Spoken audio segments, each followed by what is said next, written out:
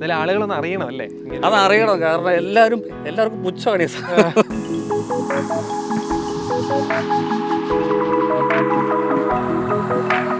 അവർ എന്തിനാ ഇറക്കിയത് ഇടയ്ക്ക് ആലോചിക്കും. ഈ ആൾക്കാരെ കൊണ്ട് പറയിപ്പിക്കാനായിട്ടെന്ന് പറയില്ല, ഓരോ കുടുംബത്തിൽ ഒരുത്തൻ കാണില്ല.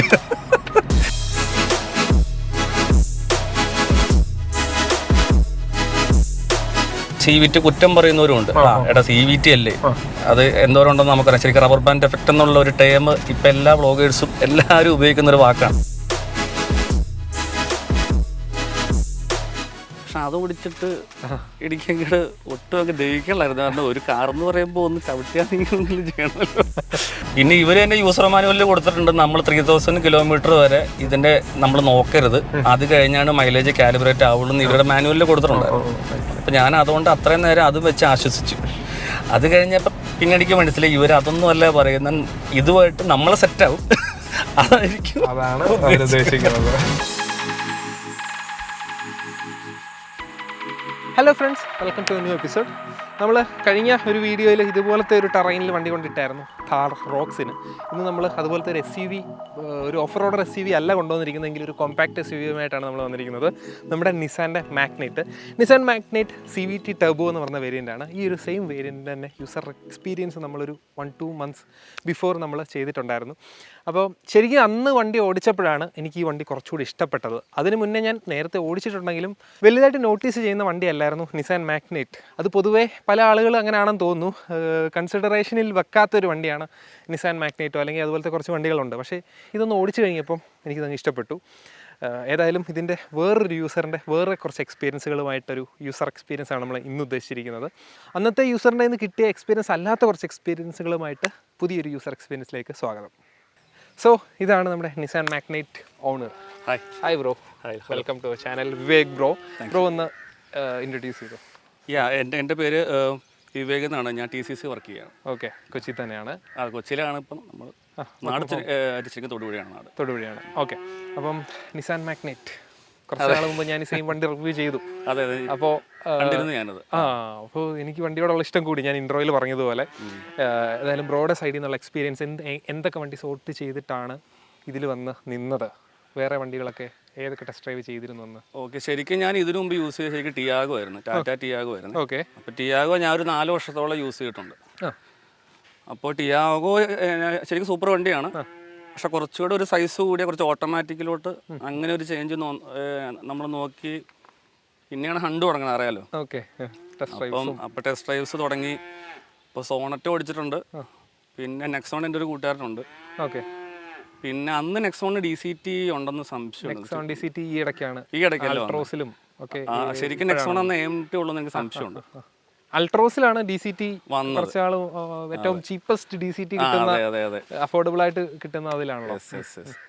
അപ്പം അത് കഴിഞ്ഞ് സോണറ്റിൻ്റെ ഞാൻ ഓടിച്ചു, ഒരു സാധനം കുഴപ്പമൊന്നുമില്ല. പക്ഷെ അതിൻ്റെ സ്റ്റാർട്ടിങ് പ്രൈസും നമുക്ക് കുറച്ച് ഡിഫറൻസ് ഉണ്ട്. കാരണം സോണറ്റിൻ്റെ ഓട്ടോമാറ്റിക് സ്റ്റാർട്ട് ചെയ്യുന്ന ശരിക്കും 14 lakhs എന്തോ വരുന്നു. ഓക്കെ, സോണറ്റിൻ്റെ ഓട്ടോമാറ്റിക് 14 lakhs വരുമോ? അങ്ങനെയാണ് DCT.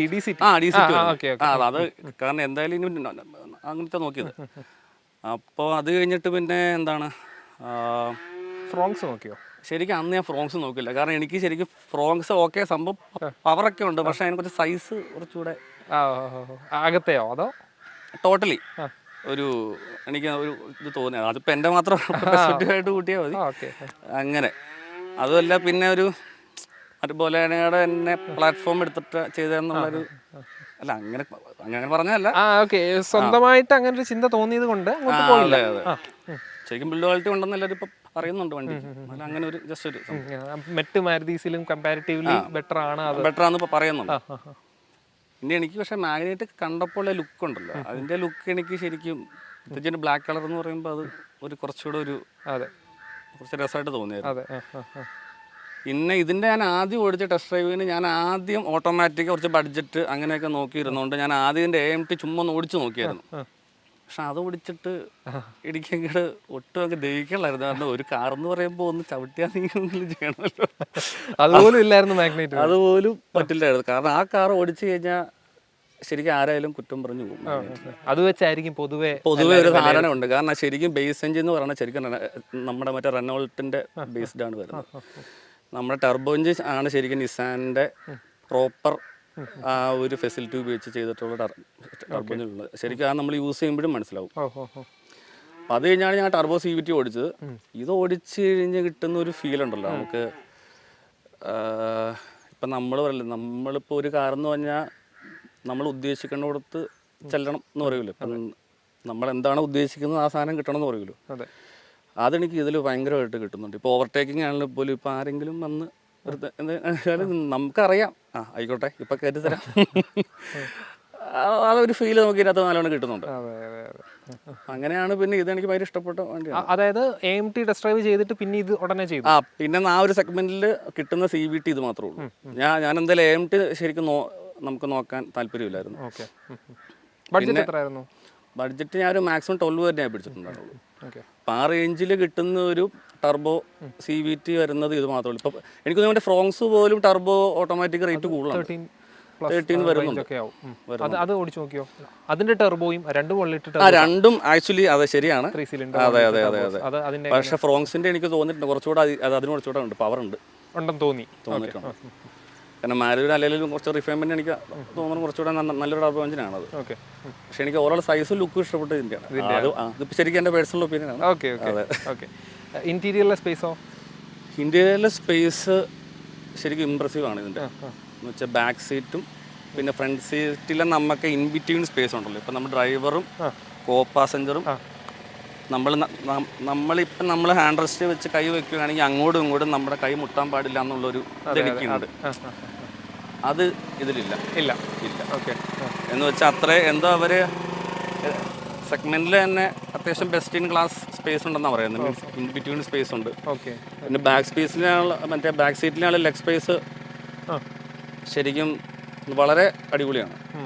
എന്ന് വെച്ചാൽ ഇപ്പം ഞാനിത് ടിയാഗോ എന്ന് മാറാൻ മെയിൻ കാരണം ഇപ്പം ചേച്ചി പിള്ളേർ അങ്ങനെ ഉണ്ട്. അപ്പം അവരൊക്കെ ആയിട്ട് നമ്മളെവിടെയെങ്കിലും നമ്മൾ ലോങ് ഒക്കെ പോകുമ്പോൾ ആണെങ്കിലും ആ പിള്ളേർ ശരിക്കും 2 പേരും കൂടെ ഉണ്ട്. 5 പേര് 2 പിള്ളേരും കൂടി ഇരിക്കും, ഭയങ്കര കൺജസ്റ്റഡ് ആയിരുന്നു. പക്ഷെ അത് ശരിക്കും ഇങ്ങോട്ട് വന്നപ്പോൾ അത് ഭയങ്കരമായിട്ട് ഡിഫറൻസ് തോന്നും. അഡ്ജസ്റ്റ് ചെയ്യാം. കാരണം ഒരാൾ ഇരുന്ന് ഫ്രണ്ടിൽ ആ കൊച്ചു നിന്നാലും ഇതിനകത്ത് സ്ഥലമുണ്ട്. ലെഗ് സ്പേസ് അത് നമുക്ക് അത്രയും സ്ഥലമുണ്ട്. അതുപോലെ തന്നെ ലഗേജ് സ്പേസും ശരിക്കും സഫീഷ്യൻ്റ് ആണ്. ഇപ്പം നമ്മൾ 338 ലിറ്റേഴ്സ് ആണ് പറയുന്നതെങ്കിലും ഇപ്പം കൈഗറിന് എന്തോ 400 ലിറ്റർ എന്ന് പറയുന്നുണ്ട്, കുറച്ചുകൂടെ കൂടുതലുണ്ട്. പക്ഷേ അത് പ്രാക്ടിക്കലി രണ്ടും സെയിം ആണ്. എന്ന് വെച്ചാൽ ഇപ്പം ഞാൻ ശരിക്കും രണ്ടും നോക്കിയിട്ടുണ്ട്. നോക്കുമ്പോൾ നമുക്കൊരു സെയിം ഫീൽ തന്നെ. ഓൺ പേപ്പർ കുറച്ചുകൂടെ ഉണ്ടെന്നെങ്കിലും പ്രാക്ടിക്കാലിറ്റി യൂട്യൂബിൽ ഇപ്പം നമ്മൾ ഇപ്പം ലഗേജ് എൻ്റെ കുറേ വീഡിയോസ് കണ്ടിട്ടുണ്ട്. മറ്റേ മോട്ടോർട്ടിൻ്റെ ആണോ അങ്ങനെ കണ്ടിട്ടുണ്ട്. അപ്പോൾ അതിൻ്റെ അകത്ത് അവരിങ്ങനെ എല്ലാ വണ്ടിയും നിർത്തി വെച്ചിട്ട് ഇങ്ങനെ എല്ലാത്തിലും ലഗേജ് വെച്ചിട്ട് കാണിച്ചിട്ടുണ്ട്. ഓൾമോസ്റ്റ് സെയിം ആണ്. ഓക്കെ. അപ്പോൾ ആ ഒരു കാരണം കൊണ്ട് വേറെ ഒന്നും നോക്കണ്ടെന്ന് വെച്ചു. സ്പേസും കാര്യങ്ങളും എല്ലാം ഇതിൻ്റെ സ്പേസും പവറും. കാരണം നമ്മൾ ടിയാഗോയിൽ എനിക്കൊരു ശരിക്കും അത് ഒരു സെക്കൻഡ് ഗിയർ കഴിഞ്ഞാലാണ് ടിയാഗോ കുറച്ചുകൂടെ അതിൻ്റെ ശരിക്കും തനി സ്വരൂപം കാണിക്കുക. സെക്കൻഡ് ഗിയർ എനിക്ക് ഒട്ടും ഇഷ്ടമല്ലായിരുന്നു വണ്ടിയുടെ. ഭയങ്കര ചില സമയം ചുമ്മാ ചവിട്ടിയ അതിപ്പോൾ എൻ്റെ പ്രശ്നമായിരിക്കും. എൻ്റെ ആ ഒരു നമ്മുടെ വീട്ടിൽ നിന്ന് കയറുന്ന ഒരു ലൊക്കാലിറ്റിയുടെ ഒരു ഇഷ്യൂ ആണ്. അപ്പം നമ്മൾ സെക്കൻഡ് ഇടാൻ തോന്നും, പക്ഷെ സെക്കൻഡ് ഇട്ട് കഴിഞ്ഞാൽ വണ്ടി കയറില്ല. ഷോർട്ട് ഗിയേഴ്സ് ആണ്.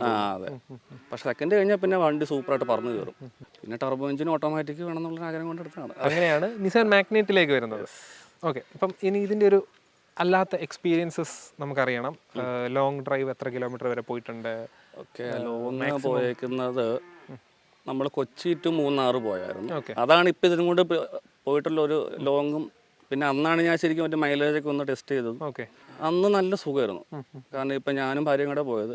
പുള്ളിക്കാരിക്കാണല്ലോ നമ്മളത്രയും ലോങ് പോയി തിരിച്ചു വന്നിട്ടും എല്ലാവരും നല്ല ഫ്രഷായിരുന്നു. നമ്മളെങ്ങനെ പോയാൽ അതുപോലെ തന്നെ നമ്മൾ തിരിച്ചു വന്നു. ഇപ്പം ചിലർ നമ്മൾ ട്രിപ്പ് കഴിഞ്ഞിട്ട് അയ്യോ എന്ന് പറഞ്ഞ് വീട്ടിൽ ഒറ്റ ഉറക്കമല്ലേ. ഇതിപ്പോൾ ഞാൻ അന്ന് പിന്നെ വേറെന്തോ പരിപാടിക്ക് നേരെ വന്നു പോയി. നമുക്ക് റെസ്റ്റ് ചെയ്യാൻ പോലും തോന്നിയില്ല. അതിൻ്റെ ആവശ്യമില്ലായിരുന്നു അല്ലേ? സസ്പെൻഷനൊക്കെ നല്ല സസ്പെൻഷൻ. ഇപ്പം നമുക്കറിയാം. ഇപ്പം എൻ്റെ ഒരു കൂട്ടുകാരനുണ്ട്, എക്കോസ്പോട്ടാണ് ഇവിടെ. അപ്പോൾ പുള്ളി ഇത് എൻ്റെ അടുത്ത് പറഞ്ഞിട്ടുണ്ട്. പുള്ളി എന്ന് വെച്ചാൽ നമ്മുടെ തൊടുപുഴ തന്നെയുള്ള ഒരു സ്പോട്ടാണ്. അപ്പോൾ അവിടെ നമ്മൾ സ്ഥിരം പോകുന്ന വഴിയാണ്. അപ്പോൾ അവനെ കൊണ്ട് തന്നെ ഇതിനകത്ത് ഇപ്പോൾ എൻ്റെ അടുത്ത് പറഞ്ഞിട്ടുണ്ട്, എടാ ഇതിന് ചാട്ടം കുറവുണ്ടെന്ന് ശരിക്കും അവന് ഫീൽ ചെയ്തു എന്നാൻ പറഞ്ഞു. അപ്പോൾ പുള്ളിയും പറഞ്ഞു ശരിക്കും റെനോ നിസാൻ്റെ ആ ഒരു കോംബോ നല്ലതാണെന്ന്. നമ്മുടെ മറ്റേ ഡസ്റ്ററിൻ്റെ ഒക്കെ സസ്പെൻഷൻ അറിയാലോ, ശരിക്കും ബെസ്റ്റ് ഇൻ ക്ലാസ് ആയിരുന്നു അന്നത്തെ കാലത്ത്. അതിൻ്റെയൊക്കെ എന്തെങ്കിലും ഒരു ഇതുണ്ടാവും.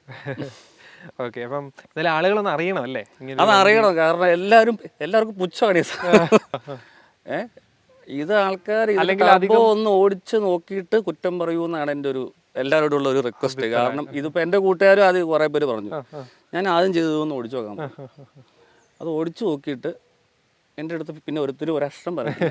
അത് കഴിഞ്ഞ് ഇങ്ങോട്ട് ചോദിച്ചത് ഓടിക്കാൻ മേടിച്ചതല്ലാണ്ട്, ഇന്ന് ഇഷ്ടപ്പെട്ടിട്ട് മേടിച്ചതല്ലാണ്ട് എൻ്റെ അടുത്ത് ഇതുവരെ പിന്നെ ആരും ഇത് ചോദിച്ചിട്ട്, അത് മീൻസ് അതിനെപ്പറ്റി കുറ്റം പറഞ്ഞിട്ടില്ല. അപ്പോൾ കുറ്റം പറയണ കാരണം ഇതിപ്പോൾ അവരും പറഞ്ഞിട്ടല്ല, കാരണം സ്റ്റാർട്ടിങ് 6 lakh തൊട്ട് സ്റ്റാർട്ട് ചെയ്യുന്ന വണ്ടിയാണ്. അപ്പോൾ ശരിക്കും റോഡിൽ ഇറങ്ങുന്ന കൂടുതലും അതായിരിക്കും, നോൺ ടർബോസ് ആയിരിക്കും കൂടുതൽ ഇറങ്ങുന്ന റോഡിൽ. അപ്പോൾ ആൾക്കാർ കൂടുതലും മറ്റേ ഫെമിലർ ആയിട്ടുണ്ടാവും, അതുമായിട്ടായിരിക്കും. ആൾക്കാരെ കുറ്റം പറയേണ്ടതല്ല, പക്ഷേ ഇതും കൂടെ ഒന്ന് ഓടിച്ചിട്ട് കുറ്റം പറയാം. പിന്നെ നിസാനും അതിനനുസരിച്ചുള്ള പോപ്പുലാരിറ്റി കൊടുക്കുന്നില്ലായിരിക്കാം, കാരണം വണ്ടി വളരെ കുറവ്. ഇപ്പൊ പുതിയ അവതരിപ്പിച്ച എക്സ്ട്രയിലിന്റെ പ്രൈസ് അത്രയും, എക്സ്ട്രയിലൊക്കെ അവർ എന്തിനിറക്കിയെന്ന് വരെ ഞാൻ ആലോചിച്ചിട്ടുണ്ട് ആ പൈസക്ക്. അപ്പോ നിസാൻ എന്ന് പറയുന്ന ഒരു ബ്രാൻഡേ നാട്ടിൽ, ഇന്ത്യയിൽ വലിയതായിട്ട് ആളുകൾ അല്ല. അതുമല്ല, ഇതിന് ഇനീഷ്യലി കുറെ പ്രോബ്ലംസ് ഉണ്ടായിരുന്നു സീരിയസ്ലി. കാരണം ഇതിപ്പോ ഞാനിപ്പോ 2023 എടുത്തത്, കാരണം അപ്പത്തേക്ക് ഓൾമോസ്റ്റ് ഒരു സോർട്ട് ഔട്ട് ചെയ്തായിരുന്നു. അന്ന് ശരിക്കും നമ്മുടെ ക്യാബിനിലൊക്കെ നല്ല സൗണ്ട് കേൾക്കുമായിരുന്നു. അകത്ത് ശരിക്കും എൻജിൻ നോയിസ്, ഇൻസുലേഷൻ ഒന്നും പ്രോപ്പർ അല്ലായിരുന്നു അന്ന്. പിന്നെ ഡോറിന് റാറ്റ്ലിംഗ് ഇഷ്യൂസ് ഉണ്ടായിരുന്നു അന്ന്. അപ്പം ഞാൻ ആ റിവ്യൂസൊക്കെ എല്ലാം നോക്കിയിട്ടുണ്ട്, പണ്ടത്തെ റിവ്യൂസ്. അപ്പം അതും വെച്ചിട്ട് അത് കഴിഞ്ഞ് ഇവരതൊരു മേജർ ഒരു ഫേസ് ലിഫ്റ്റ് ആക്കാണ്ട് ഇവർ തന്നെ സൈലൻ്റ്ലി ആണ് ഇത് ചെയ്തുകൊണ്ടിരുന്നത്. കാരണം ഇപ്പം അത്യാവശ്യം റിഫൈൻഡ് ആയിട്ടുണ്ട് വണ്ടിയകത്ത്. അതെ, അതാ പറഞ്ഞു, ഇവർ ശരിക്കും ബാക്ക് എൻഡ് ടെസ്റ്റ് ഔട്ട് ചെയ്തുകൊണ്ടിരിക്കുമെന്ന് തോന്നുന്നു. അപ്പോൾ എന്നിട്ട് ഇപ്പോൾ ഒരു ഫേസ് ഇപ്പം എല്ലാവർക്കും നല്ല ഇത് പറയുന്നുണ്ട്, എല്ലാ ഇഷ്യൂസും മാറിയെന്ന് പറയുന്നുണ്ട്. ഓൾറെഡി ഇഷ്യൂസ് മാറ്റി വണ്ടികൾ വന്നു, പിന്നെയാണ് പേരിനൊരു ഫേസ് ലിഫ്റ്റ് എന്ന് പറയുന്നത് കൊണ്ടുവന്നത്. ഏതായാലും അതിലെല്ലാം ഓക്കെ ആയിട്ടുണ്ടെന്നാണ് ഇപ്പോൾ കാണുന്ന റിവ്യൂസ് കാണുന്നത്. പുതിയ ഫേസ് ലിഫ്റ്റ് വന്നപ്പോൾ തോന്നി, പക്ഷേ അതെടുത്താൽ മതിയായിരുന്നു, കുറച്ചുകൂടെ വെയിറ്റ് ചെയ്യേണ്ടി. അതെന്നാണെന്നറിയോ, അത് ഉള്ള കാര്യം ഉണ്ട് എന്ന് വെച്ചാൽ നമ്മൾ ചെറിയ കാര്യങ്ങൾ നമ്മൾ ചിലത് മിസ് ഔട്ട് ചെയ്തിട്ടുണ്ട്. ശരിക്കും ഒന്നാമത്തെ കാര്യം എന്ന് വെച്ച് കഴിഞ്ഞാൽ നമ്മുടെ ഡോർ ലോക്കിൻ്റെ ആ നോബ് ഉണ്ടല്ലോ, ശരിക്കും ആ നോബ് ആക്ച്വലി എനിക്ക് ഒട്ടും ഇഷ്ടപ്പെട്ടില്ലായിരുന്നു ഇതിൻ്റെ. കാരണം നമ്മുടെ സ്വിഫ്റ്റിലൊക്കെ വരുന്ന ടൈപ്പ് നോബായിരുന്നു എനിക്കിഷ്ടം. നമ്മുടെ ഡോറിൻ്റെ അകത്ത് തന്നെ ഇൻ്റഗ്രേറ്റ് ചെയ്ത് ഡോറിലോ ശരിക്കും അവിടെ തന്നെ വരുന്ന ഇത് ആ ടൈപ്പാണ് ഇവർ അന്ന് സെറ്റ് ചെയ്തത്. പക്ഷേ ഫേസ് ലിഫ്റ്റ് വന്നപ്പോൾ അത് മാറ്റി അവർ അങ്ങോട്ട് ഇൻ്റഗ്രേറ്റ് ചെയ്തു. അതൊക്കെ ചെറിയ കാര്യം, പക്ഷെ നമുക്കത് കുറച്ച് കാണുമ്പോൾ അയ്യോ അത് എപ്പോഴും യൂസ് ചെയ്യുന്ന സംഭവം അല്ലേ. അല്ല, നമ്മളത് ചെക്കണ്ട, അവിടെ നമുക്ക് സെൻട്രൽ ലോക്കും ഉണ്ട്. പക്ഷെ എന്നാലും കാണുമ്പം ഇപ്പം 12 ലക്ഷം രൂപയുടെ വണ്ടിക്കകത്ത് ആ സാധനം വരുമ്പോഴൊരു ബുദ്ധിമുട്ടുണ്ടല്ലോ. അങ്ങനെ പിന്നെ ഉള്ളത് ചെറിയ കാര്യമാണ്. ഇപ്പം എനിക്ക് തോന്നിയാണ് നമ്മുടെ ശരിക്കും മറ്റേ ഫീൽ ആൻഡ് ടച്ച് ഫിനിഷ് ആ സാധനത്തിനകത്ത് വിടുന്ന ആ ഡോറിൻ്റെ ലോക്കല്ല ആ പിടിയില്ലേ, അത് ആക്ച്വലി ഇപ്പം ചേഞ്ച് ചെയ്തിട്ടുണ്ട്. എന്ന് വെച്ചാൽ ഇത് നമ്മൾ പിടിക്കുമ്പോൾ കുറച്ചുകൂടെ ഇതിന്റെ സൈസിനുള്ള ഇതല്ല കൊടുത്തേക്കുന്നത്. പക്ഷെ ഇപ്പോൾ ഉള്ളത് കുറച്ചുകൂടെ ഹെവിയാണ്. നമ്മൾ പിടിക്കുമ്പോൾ തന്നെ ഒരു വലിയ വണ്ടി തുറക്കുന്ന ഒരു ഫീലുണ്ട്. അതൊക്കെ നമുക്കിത് ഭയങ്കരമായിട്ട് ആഗ്രഹിക്കുന്ന. പിന്നെ നമ്മുടെ മറ്റേ ബാക്ക് മിറർ അതിപ്പോൾ മറ്റേ ഓട്ടോ ഡിമ്മിങ് വെച്ചിട്ടുണ്ട്, അതൊരു ഫ്രെയിംലെസ് ആവുന്നത്. ശരിക്കും ഇതിന്റെ ടോപ്പ് എൻഡിൽ പോലും പണ്ട് ഇത് തന്നെ വന്നിട്ടുണ്ട്, മാനുവലായിരുന്നു, നോർമലായിരുന്നു. പിന്നെ എന്താ ചെറിയ ചെറിയ ഇതുപോലത്തെ കേസുകളാണ്. പിന്നെ മറ്റേ കീയുടെ ഫീച്ചർ പുതിയത് വന്നല്ലോ, ഇത് എൻ്റെ XV ആണ് മോഡൽ. അപ്പം അതിൻ്റെ ഇപ്പോൾ വരുന്നത് എനിക്ക് തോന്നുന്നു കണക്ട് ചെയ്യാന്ന് തോന്നുന്നു, അതുമായിട്ട് സിമിലർ ആയിട്ട് വരുന്നത്. അപ്പോൾ പ്രൈസ് ഒരു 1 lakh ഡിഫറൻസ് ഉണ്ട് ആ റേഞ്ച് വരുമ്പോൾ. പക്ഷെ എന്നാലും അതിൻ്റെ അകത്ത് കുറേ അതിൻ്റെ കീ ഫോബ് ഇപ്പം ചേഞ്ച് ചെയ്തു. എന്ന് വെച്ചാൽ നമ്മളിപ്പോൾ ഇങ്ങോട്ട് ക്ലോസ് വരുമ്പോൾ തന്നെ ഓട്ടോമാറ്റിക്കായിട്ട് അൺലോക്ക് ആവുന്നതൊക്കെ ഇപ്പോൾ വന്നിട്ടുണ്ട്. അതൊന്നും ഇതിനകത്തില്ല. അല്ല, അതൊക്കെ നമുക്ക് വിട്ടുകളയാൻ കീലെസ് എൻട്രി ഉണ്ട്, അതെല്ലാം ഉണ്ട്. പിന്നെ നമുക്ക് മറ്റേ കമ്പനി ആയിട്ടുള്ള ആംബ്രസ്റ്റ് വരുന്നില്ലായിരുന്നു, പക്ഷെ ഇപ്പോഴത്തെ മോഡലിന് അത് വരുന്നുണ്ട്. സെപ്പറേറ്റ് വെച്ചിട്ടുണ്ടോ? സെപ്പറേറ്റ് വെച്ചു. അതൊക്കെ നമുക്ക് ഇന്റീരിയറിൽ കയറിയിട്ട് കാണിക്കാം, ഫീച്ചേഴ്സും കാര്യങ്ങളൊക്കെ. ഓക്കെ, അപ്പം അതൊക്കെ ഉള്ളൂ കുറച്ച് കാര്യങ്ങൾ, ബാക്കി എല്ലാം വെച്ച് ഓക്കെയാണ്. അപ്പം ഇതിന് ഓൺ റോഡ് പ്രൈസ് എത്ര ആയിരുന്നു? അന്ന് 12 ആണ് പറഞ്ഞത്, പക്ഷെ നമുക്ക് ഓഫർ എല്ലാം കഴിഞ്ഞൊരു 11.5 കിട്ടി. വണ്ടി എടുത്തിട്ട് എത്ര ആളായി? ഒരു നവംബർ ലാസ്റ്റ് കഴിഞ്ഞ വർഷം എടുത്തു. നവംബർ ലാസ്റ്റിൽ എടുത്തു, 1 വർഷമായി. എത്ര കിലോമീറ്റർ ആയി? ഇപ്പോൾ ഒരു മറ്റേ 7,000-8,000 റേഞ്ച് കിലോമീറ്റർ ആയിട്ടുണ്ട്. ഓക്കെ, അപ്പം ബാക്കി കാര്യങ്ങൾ നമുക്ക് അടുത്ത ആംഗിൾ വെച്ച് സംസാരിക്കാം. ഞങ്ങൾ കുറച്ച് നേരം ഒന്ന് മ്യൂസിക് കേട്ടിരുന്നതാണ്. അതാണ് അല്ലേ? ശരിക്കും ഇതിന്റെ എല്ലാവരും മിസ് ഔട്ട് ചെയ്യുന്ന ഒരു ഫീച്ചറും കൂടെയാണ്. കാരണം ഇതിന്റെ സൗണ്ട് സിസ്റ്റം ശരിക്കും അടിപൊളിയാണ്. എന്ന് വെച്ചാൽ ഈ ഒരു എന്ന് വെച്ചാൽ ഇപ്പം ശരിക്കും ഇപ്പം ആൾക്കാർ പറയുന്നുണ്ട് മറ്റേ ആർക്കെമിസിൻ്റെ ട്യൂണ്ടാന്നുള്ള കമ്പനി ഇപ്പം ഒഫീഷ്യലി പറയുന്നുണ്ട്, ഇപ്പം ആൾക്കാർ നല്ലതെന്ന് പറയുന്നുണ്ട്. പക്ഷെ അത് ശരിക്കും പറഞ്ഞ് ഇപ്പം നല്ലതെന്ന് പറയണത് ശരിക്കും എന്നാ നമ്മുടെ പഴയതിലും നല്ലതായിരുന്നു. കാരണം ഞാൻ പുതിയത് ശരിക്കും ഫേസ് ലിഫ്റ്റ് വന്നപ്പോൾ ഞാൻ ഷോറൂമിൽ പോയി ഞാൻ കേട്ടു നോക്കിയത്. കാരണം എനിക്ക് ഏറ്റവും വലിയൊരു ചേഞ്ച് എനിക്ക് ഇനിയിപ്പോൾ പാട്ടിലെങ്ങാനും വ്യത്യാസം വരുമോ എന്നുള്ള സംശയം. കാരണം ഞാൻ ശരിക്കും ഭയങ്കരമായിട്ട് പാട്ട് കേൾക്കുന്ന ആളാണ്. ടിയാഗോ എൻ്റെ ഒരു മറ്റേ മിഡ് വേരിയൻ്റ് ആയിരുന്നു. അപ്പോൾ സൗണ്ട് ഞാൻ തന്നെ എക്സ്ട്രാ കയറ്റുപോയത്. കാരണം അതിൻ്റെ അകത്ത് സൗണ്ട് സിസ്റ്റം ഇല്ലായിരുന്നു. അതിൻ്റെ അകത്ത് നമ്മളപ്പം ഞാൻ സ്പീക്കേഴ്സ് സോണിയും പൈനീറും എടുത്ത് പിന്നെ സബ് വെച്ചു. പിന്നെ അന്ന് ആൻഡ്രോയിഡ് വെക്കാനുള്ള ബഡ്ജറ്റ് ഉണ്ടായിരുന്നുള്ളൂ. അതുകൊണ്ട് ആൻഡ്രോയിഡ് വെച്ച് നമ്മളുള്ളത് കൊണ്ട് ഓണം പോലെ കഴിഞ്ഞു പോയായിരുന്നു. അപ്പം ഇതെടുത്തപ്പോൾ ഞാൻ സൗണ്ട് സിസ്റ്റം എന്തെങ്കിലും ഉണ്ടെങ്കിൽ പിന്നെ ചെയ്യാം എന്നുള്ള രീതിയിൽ എടുത്തത്. കാരണം ഈ ബഡ്ജറ്റിൽ നമ്മൾ അതും കൂടെ പ്രതീക്ഷിക്കുന്ന കുറച്ചുകൂടെ നമ്മൾ അഹങ്കാരമായി പോകുന്നുള്ളതുകൊണ്ടാണ്. പക്ഷേ നമ്മുടെ സർപ്രൈസ് എന്ന പോലെയാണ് എനിക്ക് എൻ്റെ സൗണ്ട് സിസ്റ്റം കിട്ടിയത്. കാരണം നമുക്ക് ഒന്നാമത്തെ കാര്യം ഇതിനകത്ത് മറ്റേ ആപ്പിൾ കാർപ്ലേ, നമുക്ക് കേബിൾ കുത്തേണ്ട എല്ലാം വയർലെസ് ആണ്. അതും ഈ സെഗ്മെന്റിൽ അന്നൊക്കെ ശരിക്കും ഇവരാണ് ഇൻട്രൊഡ്യൂസ് ചെയ്തത്. കാരണം അന്ന് നെക്സോണിൽ ഇതിലൊന്നും വരുന്നില്ല. പിന്നെ വരുന്നതാണ് ഇതിന്റെ സൗണ്ട് ക്വാളിറ്റി. ശരിക്കും ഇപ്പം ആർക്കിമീസിന്റെ ട്യൂണ്ടാന്ന് അവർ പറഞ്ഞിട്ട് ഇപ്പം ആൾക്കാർ കുറച്ചുകൂടെ ഇപ്പം സൂപ്പറായിട്ടുണ്ടെന്ന് പറയുന്നുണ്ട്. പക്ഷെ അത് ചുമ്മാ പറയുന്നതാണ്. കാരണം ഇത് പണ്ട് സൂപ്പറായിരുന്നു എന്ന് വെച്ചാൽ ഞാൻ അത് കേട്ട് നോക്കിയതാണ്. സെയിം സൗണ്ട് സിസ്റ്റം ആണ്, ഒരു വ്യത്യാസമില്ല. സ്പീക്കേഴ്സ് എല്ലാം സെയിം ആണ്.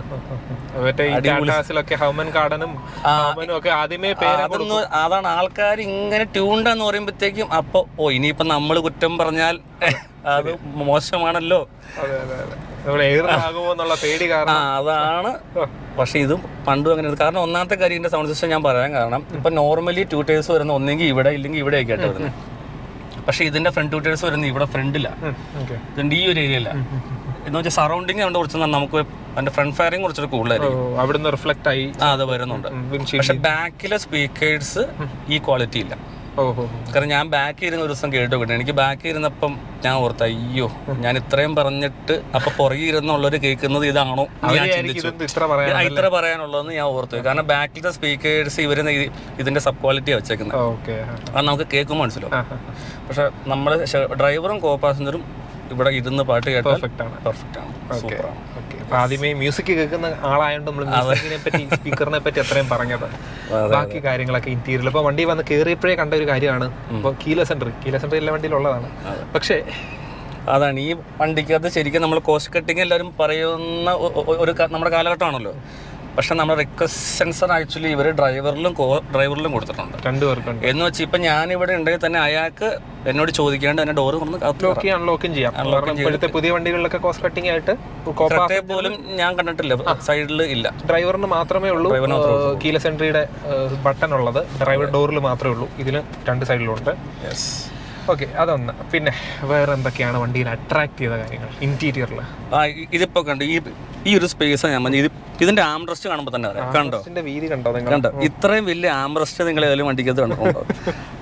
അപ്പൊ അതാണ് ഇപ്പൊ ഇത്ര വീതിയുള്ള ആംറസ്റ്റ് ആണ്. അപ്പൊ അതാണ് ഞാൻ പറഞ്ഞ ഇൻ ബിറ്റ്വീൻ സ്പേസിനെ പറ്റി ഞാൻ പറഞ്ഞത്. ഇന്നിപ്പോ എന്താ പറയാ, പിന്നെ നമ്മുടെ സ്റ്റോറേജ് ഒക്കെ അത്യാവശ്യം മറ്റേ ബോട്ടിൽ ഹോൾഡേഴ്സ് ഒക്കെ നല്ല അത്യാവശ്യം സൈസ് ഉള്ളതാണ്. ബോട്ടിൽ സ്റ്റോറേജ് അത്യാവശ്യം ഉണ്ട്, അത്യാവശ്യം സ്റ്റോറേജ് എല്ലാം അടിയാണ്. ഫോൺ വെക്കാൻ സെപ്പറേറ്റ് സ്പേസ്, വാളറ്റ്സ് വെക്കാൻ വേറെ സ്പേസ് താഴെ. അതെ, ഉണ്ട്. പിന്നെ ടോപ്പ് എൻഡ് വരുമ്പം നമുക്ക് ഇവിടെ മറ്റേ വയർലെസ് ചാർജർ വേണം, നമുക്ക് ആഡ് ചെയ്യാൻ സെപ്പറേറ്റ് ആക്സറി ആയിട്ടെന്ന് തോന്നുന്നു. ഓക്കെ. പിന്നെ നമുക്ക് എല്ലാ ഡീറ്റെയിൽ കൺട്രോൾ എല്ലാം ഉണ്ട്. ക്രൂസ് കൺട്രോൾ വരുന്നില്ല ഈ മോഡലിൽ? ക്രൂസ് കൺട്രോൾ ഇതിന്റെ ടോപ്പ് എൻഡിലാണ്. അത് വേണമെന്ന് തോന്നിയിരുന്നോ? അതെനിക്ക് സത്യം പറഞ്ഞാൽ ഞാൻ ശരിക്കും മിസ് ചെയ്തിട്ടില്ല ഇത്.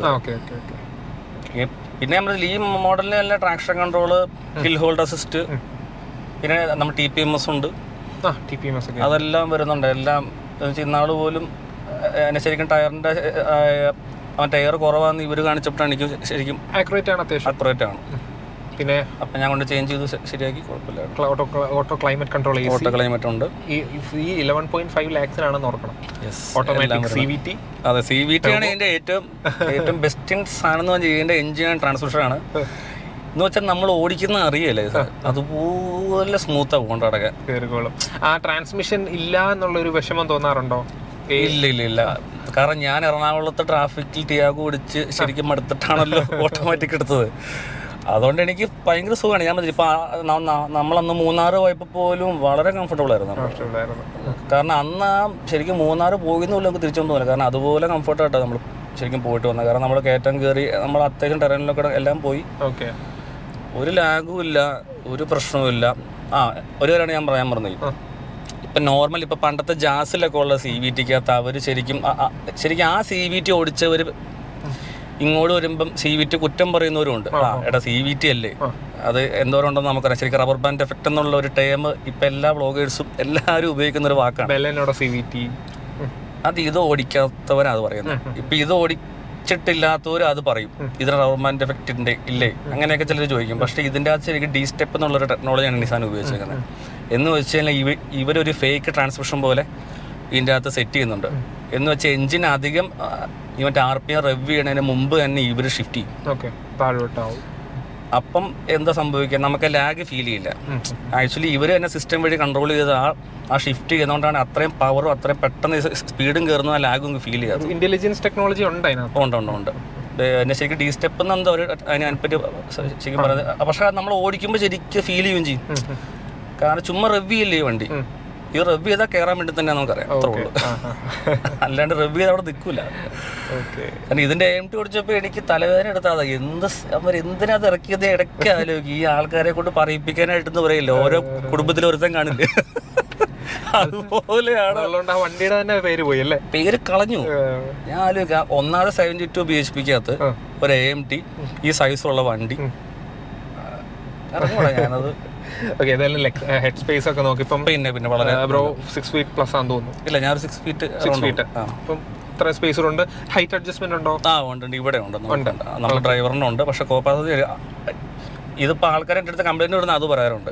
എന്ന് വെച്ചാൽ ഞാൻ വളരെ പൊങ്ങിയിരിക്കുന്നു, ഇവിടെ വന്നിരിക്കുന്ന ആൾ ശരിക്കും താന്നിരിക്കുന്നു എന്നുള്ള താഴ്ത്തിയിട്ട് ഓടിക്കാറുള്ളൂ. ആണല്ലേ? ഇവൻ സ്വിഫ്റ്റിലാണെങ്കിൽ പോലും ഞാൻ താഴെ ഇടും, ഡസ്റ്ററിലും അത് തന്നെ താഴ്ത്തിയിട്ട് ഓടിക്കാറാണ് ഞാൻ. പക്ഷേ എനിക്ക് പക്ഷെ ഒന്ന് ബോണറ്റ് കാണുമ്പോൾ ഒരു സുഖമുണ്ട്, എനിക്കതിഷ്ടം. അങ്ങനെ വാച്ച് കാൽക്കുലേറ്റർ വാച്ച് കണ്ടപ്പോൾ നൊസ്റ്റാൾജിയ തോന്നി. ഞാൻ ശരിക്കും അങ്ങനെ തന്നെ ശരിക്കും മേടിച്ചത്. സ്കൂളിൽ പഠിക്കുന്ന സമയത്ത് സ്കൂളിലൊക്കെ വെച്ച് ഈ ദുബായിക്കാരുടെ മക്കളൊക്കെയാണല്ലോ ഇങ്ങനത്തെ ഇട്ടുകൊണ്ടിരുന്നത്. അപ്പം ശരിക്കും നമ്മളെന്നിട്ട് 25 രൂപയുടെ മറ്റേ കുജ്യം ലവ് യു എന്ന് എഴുതുന്ന സാധനം, ആ സാധനം കൊണ്ട് ചെല്ലും. അവൻ്റെ പാത്രയ്ക്ക് വീഴുമ്പോൾ ഇച്ചിരി എന്തെങ്കിലും വീണ് കഴിഞ്ഞാൽ ആ സാധനം അടിച്ചു പോകും. അപ്പൊ പിന്നെ ആ ഒരു കൊതി അപ്പൊ ഇപ്പൊ കുറച്ചൊന്ന് പറ്റുമ്പോ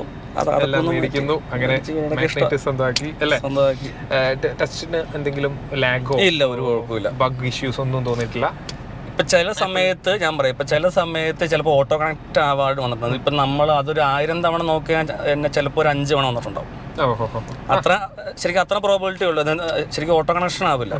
അപ്പം നമ്മൾ ശരിക്കും ഇവിടെ ഈ ഒരു പവർ ബട്ടണിൽ ഒന്ന് പ്രസ് ആൻഡ് ഹോൾഡ് ചെയ്ത് പിടിച്ചിട്ട് റീസെറ്റ് വരും.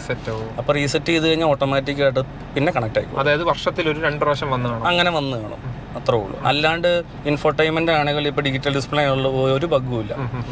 ഡിജിറ്റൽ ഡിസ്പ്ലേയിൽ പറയുകയാണെങ്കിൽ നമ്മൾ റേഞ്ച് കാണിക്കുന്ന സമയത്ത് നമ്മൾ ചിലപ്പം empty ആയിട്ട് ഓൾമോസ്റ്റ് വന്നെന്ന് വെച്ചോ.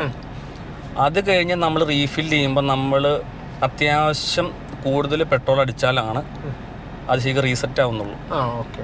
അത് താഴത്തെ ഇതിൽ സെൻസേഴ്സ് കാണില്ല ടാങ്കിന്റെ, ചിലപ്പോൾ അതിന്റെ എന്തായാലും. അപ്പം നമ്മൾ കുറച്ചുകൂടെ ഒന്ന് ഒത്തിരി താത്തി കഴിഞ്ഞാൽ കുറച്ച് എമൗണ്ട് കൂടുതൽ അടിച്ചാലാണ് പ്രോപ്പർ ആയിട്ട് നമ്മുടെ റേഞ്ച് കാണിക്കും. അതിന് താഴെ അടിക്കുന്നവർക്ക് ആക്യുറേറ്റ് റീഡിംഗ് കിട്ടില്ല. അപ്പം അത് നമ്മൾ ഷോറൂമിൽ പോയിട്ടൊന്നും കാര്യമില്ല.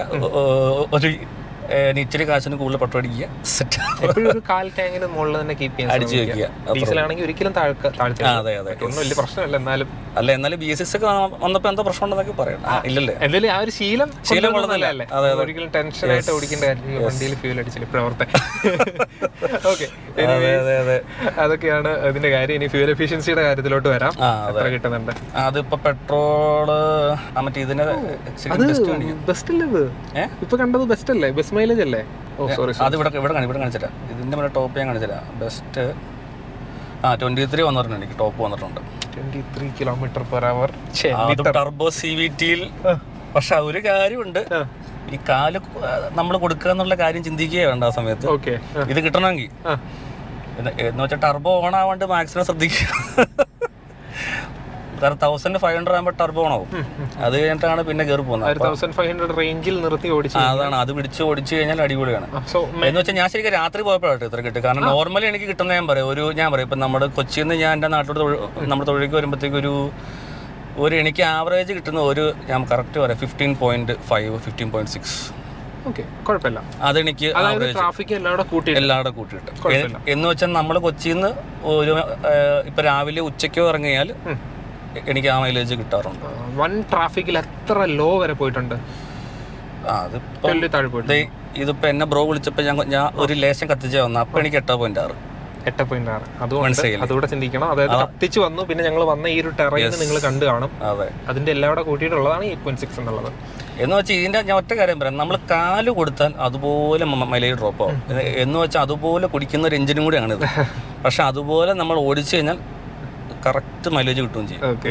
എന്ന് വെച്ചാൽ കൊണ്ട നടക്കാനുള്ള സാധനം നാക്ക് എനിക്ക് കിട്ടി. അതില് ശരിക്കും ആദ്യം എനിക്ക് ഒട്ടും നാക്കില്ലായിരുന്നല്ലോ. ആ സമയത്ത് അവരുടെ ദൈവമേ ഞാനിത് എങ്ങനെ മേച്ചോണ്ട് നടക്കും എന്നുള്ള ചിന്തയായിരുന്നു. അതാണ്. ഇനി ഇവര് തന്നെ യൂസർ മാനുവലിൽ കൊടുത്തിട്ടുണ്ട്, നമ്മൾ 3000 കിലോമീറ്റർ വരെ ഇതിന്റെ നമ്മൾ നോക്കരുത്, അത് കഴിഞ്ഞാണ് മൈലേജ് കാലിബ്രേറ്റ് ആവുള്ളൂ എന്ന് ഇവരുടെ മാനുവലിൽ കൊടുത്തിട്ടുണ്ടായിരുന്നു. അപ്പം ഞാൻ അതുകൊണ്ട് അത്രയും നേരം അതും വെച്ച് ആശ്വസിച്ചു. അത് കഴിഞ്ഞപ്പോൾ പിന്നെ എനിക്ക് മനസ്സിലായി ഇവർ അതൊന്നും അല്ല പറയുന്ന, ഇതുമായിട്ട് നമ്മളെ സെറ്റാവും. അതാണ് ഉദ്ദേശിക്കുന്നത്. ഓക്കെ, ഇനി നമ്മൾക്ക് പുറത്ത് പോയിട്ട് ബാക്കി ഷൂട്ട് ചെയ്യണമെന്നായിരുന്നു. പക്ഷേ വെയിൽ കണ്ടിട്ട് തോന്നുന്നില്ല. സോ നമുക്ക് ബാക്കി സർവീസ് കാര്യങ്ങളെല്ലാം അകത്തിരുന്ന് സംസാരിച്ചാലോ? പറയാൻ ഒരു കുഴപ്പമില്ല. ഓക്കെ, സർവീസിന്റെ കാര്യം. നിസാനിലെ സർവീസ് നെറ്റ്വർക്ക്സ് കുറവാണ്. അതിൽ കിട്ടുന്ന എക്സ്പീരിയൻസ് ബെറ്റർ ആണോ അതോ അതും മോശമാണോ? ഏതിന്റെ കാര്യങ്ങളൊക്കെ എന്ന്. ഒന്നാമത്തെ കാര്യം, ഞാൻ ടാറ്റയിൽ നിന്നാണല്ലോ വരുന്നത്. അതൊന്നാമത്തെ കാര്യം. ഇപ്പൊ ടാറ്റ ഞാൻ 4 വർഷം ഓടിച്ച ആളാണ്, ടിയാഗോ. ഞാൻ മറ്റേ പുതിയ വണ്ടി 2019 എടുത്തു. അത് കഴിഞ്ഞ് കഴിഞ്ഞ വർഷം വിറ്റു. ടാറ്റയിൽ പക്ഷെ എനിക്ക് ശരിക്കും പറയത്തക്ക വലിയ നെഗറ്റീവ്സ് ഒന്നും എനിക്കില്ല, എനിക്ക് ഉണ്ടായിട്ടില്ല. ഞാൻ മറ്റേ മലയാളം ടാറ്റ ആയിരുന്നു കൊടുത്തോണ്ടിരുന്ന, മറ്റേ 3000 ഉണ്ടായിരുന്നു. നെഗറ്റീവ്സ് ഉണ്ടോന്ന് വെച്ചാൽ ഉണ്ടായിരുന്നു. പക്ഷെ ഈ പറയുന്ന അത്ര പ്രശ്നങ്ങൾ എനിക്ക് വന്നിട്ടില്ല. ഈ മറ്റേ ഒരു തവണ എന്തോ ഞാൻ മറ്റേ ഫ്രണ്ട് ക്ലെയിം ചെയ്തിട്ട് എന്റെ ഹെഡ്ലൈറ്റിന് മറ്റേ ഹെഡ്ലൈറ്റ് ആവശ്യത്തേക്ക് റീപ്ലേസ് ചെയ്തായിരുന്നു. അപ്പം അന്ന് ഞാൻ റീപ്ലേസ്മെന്റ് ചെയ്ത ഹെഡ്ലൈറ്റിൻ്റെ അകത്ത് ശരിക്കും മറ്റേ വാട്ടറിന്റെ കണ്ടന്റ് കയറുന്നുണ്ടായിരുന്നു. അപ്പം അത് ഞാൻ ഷോറൂം പോയി പറഞ്ഞപ്പോൾ അവരുടെ അടുത്ത് പറഞ്ഞു, സാർ ഇത്തവണത്തേക്ക് നോക്കുമ്പോൾ എന്നെ ചേഞ്ച് ചെയ്ത് തരാം, പക്ഷെ ഇനി ഇങ്ങനെ വന്നു കഴിഞ്ഞാൽ ചേഞ്ച് ചെയ്തില്ലെന്ന് പറഞ്ഞു. അപ്പം ഇനി വരാൻ സാധ്യതയുണ്ടെന്ന് അർത്ഥം അല്ല. അപ്പം ഞാൻ ചോദിച്ചു, ഇതിപ്പം നമ്മുടെ കുറ്റമാണോ? നമ്മൾ ക്ലെയിമിനുള്ള എല്ലാ പ്രോസസ്സിനും നമ്മളെ വണ്ടി കൊണ്ട് കൊടുത്തു, നിങ്ങൾ പാർട്ട് മാറ്റി അതിന് ഇഷ്യൂ വന്നു, അത് ചേഞ്ച് ചെയ്തതിൻ്റെ ശരിക്കും അവരുടെ ബാധ്യതയാണല്ലോ. അപ്പം ഇനി അവർ മറ്റേ ഫിറ്റ് ചെയ്യുന്ന ലൈറ്റിനും അതേ ഇഷ്യൂ ഉണ്ടെങ്കിൽ എന്ത് ചെയ്യും നമ്മൾ? അത് ഓർക്കുമ്പോൾ മറുപടി ഇല്ല. അവർ ഇനി അങ്ങനെ ഒന്നും ചെയ്തില്ല. അപ്പം അന്ന് ഞാൻ ഒരു ഇച്ചിരി വിഷയം ഉണ്ടാക്കി ഒന്ന് ബഹളം ഉണ്ടാക്കേണ്ട വന്നു.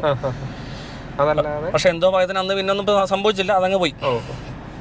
അല്ലാണ്ട് പിന്നെ ഞാൻ അതുപോലെ സർവീസ് കൊണ്ടുവരുന്ന വണ്ടിയായിരുന്നു. അപ്പം അന്ന് എനിക്ക് 4ാം വർഷത്തിൽ തന്നെ ഞാൻ അതിൻ്റെ എമൗണ്ടും സീമൗണ്ടും എനിക്ക് ചേഞ്ച് ചെയ്യേണ്ട വന്നായിരുന്നു. കാരണം 3 സിലിണ്ടറാണ്. അതിൻ്റെ മൗണ്ടിന് ആദ്യം വന്നുകൊണ്ടിരുന്ന മറ്റേ മൗണ്ടിന് അത്ര വലിയ ബലമില്ലായിരുന്നു. അപ്പം അവർ തന്നെ പറഞ്ഞു, ഇപ്പോൾ ശരിക്കും ചേഞ്ച് ചെയ്ത സാധനം വരുന്നതെന്ന് പറഞ്ഞു. പുതിയ വണ്ടിയാണ്. അപ്പം അത് ഞാനൊന്ന് വെച്ചായിരുന്നു, കാരണം എനിക്ക് നമ്മുടെ ക്രാക്ക് ഉണ്ടെന്ന് പറഞ്ഞായിരുന്നു.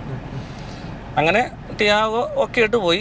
അത് കഴിഞ്ഞ് ഞാൻ നോക്കിയപ്പോൾ എനിക്കൊന്നും അറിയാമായിരുന്നു, ഇപ്പം ഇതിൻ്റെ നമുക്ക് എന്തെങ്കിലും പണി കിട്ടി കഴിഞ്ഞാൽ ഇതും അങ്ങനെ നമുക്ക് ആകാൻ പാടില്ലല്ലോ. അപ്പം ഞാൻ പിന്നെ ഇപ്പം കൊച്ചിയിലായതുകൊണ്ട് തന്നെ മറ്റേ EVM നിസാനുണ്ട്.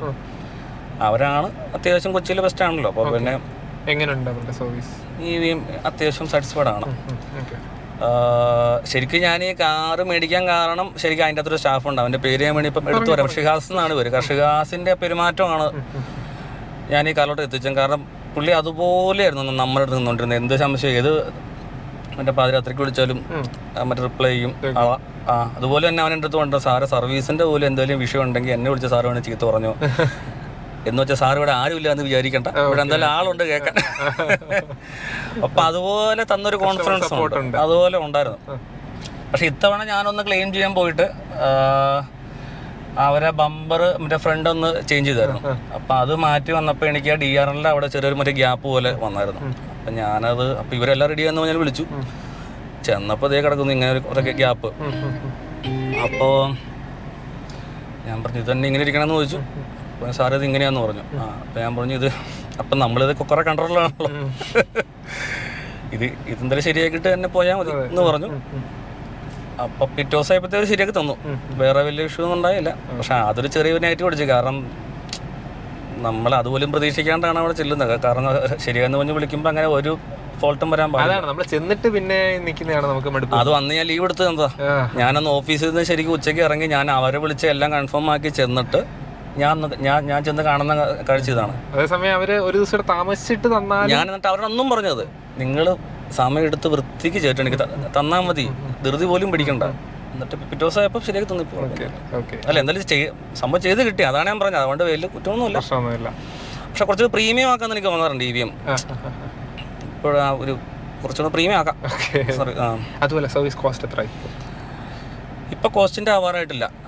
പിന്നെ അതുപോലെ എനിക്ക് ഇവിടെ 2 ഇയർ പാക്കേജും ഉണ്ടായിരുന്നു. പിന്നെ 2 ഇയറിലായിട്ട് പിന്നെ നമുക്ക് ലേബർ പോലും എത്ര എമൗണ്ട് ആയിരുന്നു അതിന്? അത് ഫ്രീ ആയിട്ട് തന്നെ.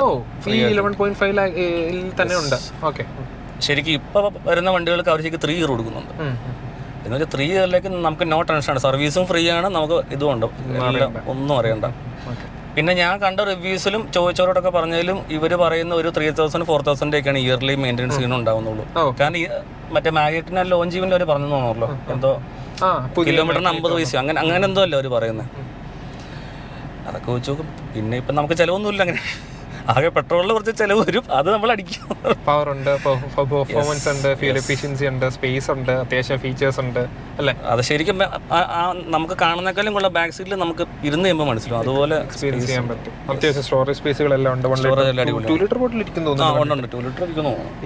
ഇത് സെപ്പറേറ്റ് വെച്ചതാണ്, ഇതിലൂടെ ഉള്ളതല്ല. അതെ. ഓക്കെ. അപ്പോൾ അതൊക്കെയാണ് നിസാൻ മാഗ്നൈറ്റിനെ പറ്റി പറയാനുള്ളത്. സജഷൻസ് എന്തെങ്കിലും കൊടുക്കാനുണ്ടോ? പിന്നെ ഒരു സംഭവം, ഇപ്പോൾ ഫേസ് ലിഫ്റ്റ് വന്നപ്പോൾ ഇവർ ഈ ഒരു ഡിജിറ്റൽ ഡിസ്പ്ലേ ചേഞ്ച് ചെയ്തായിരുന്നു. എന്ന് വെച്ചാൽ ഇതിൻ്റെ ഒരു ഗ്രാഫിക്സ് ഒരു ചേഞ്ച് ചെയ്തിട്ടുണ്ട്. അപ്പം ഞാൻ കുറച്ച് മുമ്പ് പറഞ്ഞാൽ ചെറിയ ടച്ചസിൽ ഇടുന്നതാണ് എനിക്കിതും. കാരണം ഞാൻ ഈ സ്ക്രീൻ ഉപയോഗിക്കില്ല. ഞാൻ കയറുമ്പോൾ തന്നെ ഞാൻ ഇത് ഞെക്കി ഇതാ ഞാൻ എപ്പോഴും ഉപയോഗിക്കും. കാരണം ഇത് നമുക്കൊരു മറ്റേ കാർട്ടൂണിഷ് ഓവർ കളർ പോലെ തോന്നുന്നു. അത് ഈ ജാപ്പനീസ് ടച്ചാ, അവർക്ക് കുറച്ചുകൂടെ ഇങ്ങനത്തെ അവരുടെ കാർട്ടൂൺകാരാണല്ലോ അവര്. പക്ഷെ ഇത്തവണ അവരെ ഫീഡ്ബാക്ക് എടുത്തിട്ടുണ്ട്, അവരിപ്പോൾ നല്ല വൃത്തിക്ക് ആക്കിയിട്ടുണ്ട്. അപ്പം ഞാൻ ഇടയ്ക്ക് സർവീസ് ചോദിച്ചു, ഇതിപ്പോൾ എല്ലാ സോഫ്റ്റ്വെയർ ആണല്ലോ, ഇതിൻ്റെ സോഫ്റ്റ്വെയർ സെയിം സാധനമാണ്, ഇതെങ്ങനെയും ഒന്ന് ഫ്ലാഷ് ചെയ്യാൻ പറ്റുമോ എന്ന് ചോദിച്ചു. അപ്പോൾ പറഞ്ഞു സാർ അതിപ്പോൾ ഇതുവരെ നമുക്ക് അങ്ങനത്തെ ഒരു ഇത് വന്നിട്ടില്ല, എന്തെങ്കിലും ഉണ്ടെങ്കിൽ പറയാമെന്ന് പറഞ്ഞു. വാറണ്ടി നിൽക്കുമ്പോൾ പുറത്ത് കൊടുത്ത് ചെയ്യാനൊക്കത്തില്ല എല്ലാവരും. അല്ല, പുറത്ത് കൊടുത്ത് ഇവരുടെ സോഫ്റ്റ്വെയർ കിട്ടില്ലല്ലോ, കിട്ടില്ലെന്ന് തോന്നുന്നു. പക്ഷേ അതൊരു ചുമ്മാ ഒന്ന് ചെയ്യാൻ പറ്റുവാണെങ്കിൽ വളരെ ഉപകാരമായിരുന്നു. ഏതായാലും ഒരു കാര്യത്തിൽ സമാധാനമുണ്ട്, പുറത്തുനിന്ന് ഫേസ് ലിഫ്റ്റ് ഫേസിനൊന്നും വലിയ ലിഫ്റ്റ്. അതെ സത്യം അതുകൂടെ ആയിരുന്നെങ്കിൽ. അല്ല അതുമല്ല, ഞാൻ ആ ഫ്രണ്ട് മൊത്തം ബ്ലാക്ക് ആൻഡ് ചെയ്തോണ്ട് ഇപ്പൊ ആ പ്രശ്നം എനിക്കില്ല, മാറ്റിയാലും കുഴപ്പമില്ല. അതെ. അതുപോലെ ടോപ്പ് എൻഡിലാണ് മറ്റേ ബാക്കിൽ അവര് LED ആക്കിയിട്ടുള്ളൂ ടെയിൽ ലാമ്പ്. ബാക്കി എല്ലാ വേരിയന്റും ഇതേ ടെയിൽ ലാമ്പ് തന്നെ കൊടുത്തത്. അപ്പൊ അതും നമുക്ക് സങ്കടമില്ല. ഇതിന് റിയർ വൈപ്പേഴ്സ്, ഡിഫോക്കസ് എല്ലാം ഉണ്ട്. 11.5 lakhs ഒരു വർത്ത് വേരിയന്റ് ആയിട്ട് തോന്നുന്നു. അല്ല, അതാണ് ഇത് ഓടിക്കാത്തവർ ഇതൊന്ന് ഓടിച്ചു നോക്കിയിട്ട് കുറ്റം പറയൂ എന്നാണ് എനിക്ക് പറയാനുള്ളത്. കാരണം ഇതിന് ടർബോ CVT ഓടിക്കുക, അല്ലാണ്ട് ഇതിന്റെ ഏത് വേരിയന്റ് ഓടിച്ചാലും ഈ ഒരു ഫീൽ കിട്ടില്ല. കാരണം പക്ക സ്മൂത്താണ്. ഞാൻ ഇപ്പൊ ഈ എഞ്ചിൻ നോയ്സ് പോലും അകത്ത് കിട്ടില്ല. നമ്മൾ നെഗറ്റീവ്സ് കുറച്ച് പറഞ്ഞായിരുന്നു മുമ്പേ, അത് കൂടാതെ എന്തെങ്കിലും നെഗറ്റീവ്സ് വന്നിട്ടുണ്ടോ? ഇത്ര ആലോചന തന്നെ പറയാലോ, വലിയ കാര്യമായിട്ടൊന്നും പറയാനില്ലെന്ന്. പിന്നെ ഞാൻ പറഞ്ഞ അത് ചെറിയൊരു അവന്റെ ഫിനിഷിംഗ് കുറവ് ചെറുതായിട്ട് ഫീൽ ചെയ്യും. ഫിറ്റ് ആൻഡ് ഫിനിഷിംഗിൽ വ്യത്യാസം, ഈ ഒരു ഗ്യാപ്പ് ഉണ്ടോ ഡാഷ്ബോർഡിന്റെ ആ ഒരു ഗ്യാപ്പ്, അത് ഓവർലോഡ് ആയിട്ടാണ്. പക്ഷെ അങ്ങനെ പിന്നെ കണ്ട് ഇവിടെ സ്ക്രൂ ശരിക്കും വിസിബിളാണ്. ശരിക്കും അവിടെ ഒറ്റ ക്യാപ്പ് വെച്ചാൽ മതി അവർക്ക്, അത് ചെയ്തിട്ടില്ല. കണ്ടോ, ആ ഒരു സ്ക്രൂ വിസിബിളാണ്. അങ്ങനത്തെ ചെറിയ കാര്യങ്ങളുള്ളൂ. അതൊക്കെയാണ് തോന്നിയിട്ടുള്ളത്. പിന്നെ റാറ്റ്ലിംഗ് ഇഷ്യൂ, ഞാനിവൻ്റെ പാട്ട് കേൾക്കുന്ന ആളായതുകൊണ്ട് ഒരു ഇച്ചിരി സൗണ്ട് കൂട്ടി കഴിയുമ്പോൾ ഡോർ പാഡ് ചെയ്തൊരു ചെറിയൊരു വരുന്നുണ്ടോ? പക്ഷേ ഇതിപ്പോൾ ഇച്ചിരി മുമ്പ് നമുക്ക് നല്ല ബേസ് ഉണ്ട്. ബേസ് വരുന്നതനുസരിച്ചുള്ള സൗണ്ട് ഉണ്ടോ? മീൻസ് വൈബ്രേഷൻ ഒക്കെ വരാറുണ്ട്. അതാ പറഞ്ഞത്, അത് ബാക്കിലാണ് കൂടുതൽ. പക്ഷെ അത് ചിലപ്പോൾ നമുക്കും ഫീൽ ചെയ്യും. എന്ന് വെച്ചാൽ ഇൻസ്ട്രുമെന്റൽ ഒരു ഇച്ചിരി കുറവുള്ള ബേസും മാത്രമുള്ള സോങ്സ് കേൾക്കുമ്പോൾ ഇടി വരുമ്പോൾ നമുക്ക് കുറച്ചുകൂടെ ഫീൽ ചെയ്യും. അതാണ് ബാക്കിലെ സ്പീക്കേഴ്സ് ഞാൻ ചിലപ്പോൾ ചേഞ്ച് ചെയ്യും. ആവറേജ് എന്നുള്ളതേ ഉള്ളൂ. അത് ആവറേജ് ഉള്ളൂ. കാരണം അവിടെയാണ് കോസ്റ്റ് കട്ടിങ് ചെയ്തേക്കുന്നത്. വെച്ചാൽ ഡ്രൈവർക്ക് ഓക്കെ, നിങ്ങൾ എൻജോയ് ചെയ്തോ, പക്ഷെ പുറകിലുള്ളവർ എത്ര കേട്ടാ മതി. പിന്നെ ഈ ലൈറ്റൊക്കെ ഒന്ന് ഇവർക്ക് വേണമെങ്കിൽ LED ആക്കായിരുന്നു. ഇതൊക്കെ ഒരു ഇതാ കൊടുത്തത്. അതൊക്കെ കുറച്ചുകൂടെ ക്വാളിറ്റി കൊടുക്കായിരുന്നു. ഇത് ചുമ്മാ ഒരു സ്വിച്ചസിന് ഒരു ക്വാളിറ്റി ഇല്ല, അതൊന്നുമില്ല. ഇതൊക്കെ ചെറിയ ടച്ചാണ്, അതൊക്കെ ചെയ്താൽ കുറച്ചുകൂടെ ബെറ്റർ ആയനെ. ഈ ഗ്യാപ്പ് അതെ അതെ, അങ്ങനത്തെ കാര്യങ്ങളൊക്കെ അതാണ് ചെറിയ ചെറിയ സംഭവങ്ങൾ. അത് വലിയ സൂക്ഷിച്ച് നോക്കുമ്പോൾ കാണുന്ന കാര്യങ്ങൾ മാത്രം കേട്ടോ, അതൊന്നും വലിയ പ്രശ്നങ്ങളാക്കേണ്ട കാര്യമില്ല. ഇനി ഇതിന്റെ ഒരു ക്വാളിറ്റിയും ടിയാഗോയിൽ ഇതിന് ഈ ഒരു ഷീറ്റിന്റെ ഒക്കെ ക്വാളിറ്റി കുറച്ചുകൂടെ നല്ലതായിരുന്നു. ഓക്കെ, പക്ഷേ ഈ ക്യാഷിന് നമുക്ക് ഇത് കൂടുതൽ ഇവരോട് നമുക്ക് ചോദിക്കാൻ പറ്റില്ല, അതുകൊണ്ട് കുഴപ്പമില്ല. ഓക്കെ, ഏതായാലും അതൊക്കെയായിരുന്നു നമുക്ക് നിസാൻ മാഗ്നൈറ്റിനെ പറ്റി പറയാനുള്ളത് അല്ലേ? അതെ അതെ അതെ. അപ്പോൾ thank you so much. Thank you. നല്ലൊരു യൂസർ എക്സ്പീരിയൻസ് തന്നു. അപ്പം നിസാൻ മാഗ്നൈറ്റ് നമ്മൾ ഓൾറെഡി ഇട്ടെങ്കിലും വേറെ ഒരാളുടെ കാഴ്ചപ്പാടിൽ കാണുന്ന കുറച്ച് കാര്യങ്ങളാണ് നമ്മൾ ഈ വീഡിയോയിൽ ഷെയർ ചെയ്തത്. അപ്പോൾ ബ്രോയ്ക്ക് കുറച്ച് കാര്യങ്ങൾ മാഗ്നൈറ്റിനെ പറ്റി പറയാനുണ്ടെന്ന് അറിഞ്ഞു. അപ്പം അതനുസരിച്ചുള്ള എക്സ്പീരിയൻസ് നിങ്ങൾക്ക് തരാൻ പറ്റിയിട്ടുണ്ടെന്ന് വിശ്വസിക്കുന്നു. സോ ഇതുപോലത്തെ യൂസർ എക്സ്പീരിയൻസ് കാണാൻ നമ്മുടെ ചാനൽ സബ്സ്ക്രൈബ് ചെയ്യാനായിട്ട് മറക്കരുത്. നമ്മൾ ഇതുപോലുള്ള കിടിലൻ വീഡിയോസൊക്കെ ആയിട്ട് നമ്മൾ വീണ്ടും വരുന്നതായിരിക്കും. അതുവരേക്കും ഗുഡ് ബൈ.